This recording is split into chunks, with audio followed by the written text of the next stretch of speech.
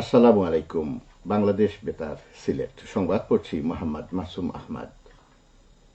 অন্তর্বর্তীকালীন সরকারের প্রধান উপদেষ্টা অধ্যাপক ডক্টর মোহাম্মদ ইউনূস বলেছেন, তরুণরা সংখ্যায় বেশি, দেশের ভবিষ্যৎ নিয়ে তারা আগ্রহী। নিজের ভবিষ্যৎ নিয়ে তার মতামত নেওয়ার জন্য আমি মনে করি ভোটার হওয়ার বয়স 17 বছর নির্ধারিত হওয়া উচিত। গতকাল রাজধানীর ফার্মগেট কৃষিবিদ ইনস্টিটিউশনে ফোরাম ফর বাংলাদেশ স্টাডিজ আয়োজিত 2 দিনব্যাপী জাতীয় সংলাপ 2024-এর উদ্বোধনী ভাষণে তিনি কথা বলেন। ভিডিও বার্তার মাধ্যমে তিনি এই ভাষণ দেন। প্রধান উপদেষ্টা বলেন, সংস্কারের যে মহান দায়িত্ব ঐতিহাসিক কারণে আমাদের কাছে এসে গেছে, এই দায়িত্ব আমাদের প্রত্যেককে যার যার অবস্থান থেকে পালন করতে হবে। এক্ষেত্রে প্রতিটি রাজনৈতিক দল, সামাজিক, অর্থনৈতিক, ব্যবসায়ী এবং ধর্মীয় জনগোষ্ঠীর প্রত্যেককে দৃঢ়তার সঙ্গে সংস্কারের এই মহাযজ্ঞে আনন্দের সঙ্গে ঝাঁপিয়ে পড়তে হবে। অধ্যাপক ইউনূস বলেন, জুলাই অভ্যুত্থান কেবল বাংলাদেশকে মুক্ত করেনি, আমাদের স্বপ্নকেও তুমুল সাহসী করে তুলেছে। সংস্কার ও নির্বাচনের প্রস্তুতি একই সঙ্গে চলতে থাকবে উল্লেখ করে প্রধান উপদেষ্টা বলেন, নির্বাচনের প্রস্তুতির কাজ মূলত নির্বাচন কমিশনের, কিন্তু সংস্কারের কাজে সকল নাগরিককে অংশগ্রহণ করতে হবে। যারা ভোটার তারা তো অংশগ্রহণ করবেনই, তার সঙ্গে যারা ভবিষ্যতে ভোটার হবেন তারাও সর্বাত্মকভাবে সংস্কারের কাজে নিজেদেরকে নিয়োজিত করুন।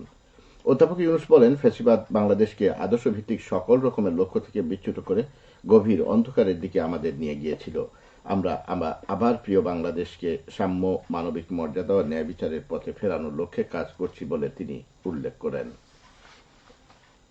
শব্দ দূষণ রোধ এবং জনস্বাস্থ্য ও জীবন বৈচিত্র্যের জন্য ক্ষতিকর প্রভাব বিবেচনায় ইংরেজি নববর্ষে আতশবাজি ও পটকা ফোটানো থেকে বিরত থাকার আহ্বান জানিয়েছে পরিবেশ, বন ও জলবায়ু পরিবর্তন মন্ত্রণালয়।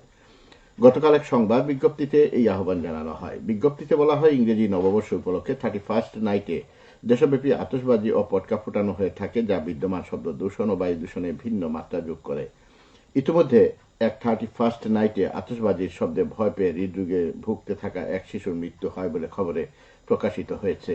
এছাড়াও অতিরিক্ত শব্দের কারণে শ্রবণশক্তি ও স্মরণশক্তি হ্রাস, ঘুমের ব্যাঘাত, দুশ্চিন্তা, উগ্রতা, উচ্চ রক্তচাপ, কান ভোঁ ভোঁ করা, মাথা ঘোরা, হৃদরোগের ঝুঁকি বাড়া, মানসিক অস্থিরতা, স্ট্রোক, হার্ট অ্যাটাকের ঝুঁকি বাড়া সহ 24-25 সালের আয় ব্যয় নিরীক্ষার জন্য অডিটর নিয়োগ ও 2024-25 সালের প্রস্তাবিত বাজেট অনুমোদনের জন্য প্রস্তাব করা হয় এবং উপস্থিত সমিতির জীবন সদস্যগণের সমর্থনে তা অনুমোদিত হয়। পাক হানাদার বাহিনীর সাথে 9 মাস মরণপণ যুদ্ধের পর বিজয় ছিনিয়ে আনার 4 দিনের মাথায় মর্মান্তিক মাইন বিস্ফোরণে নিহত শহীদদের স্মরণে স্মরণসভা অনুষ্ঠিত হয়েছে মৌলভীবাজারে।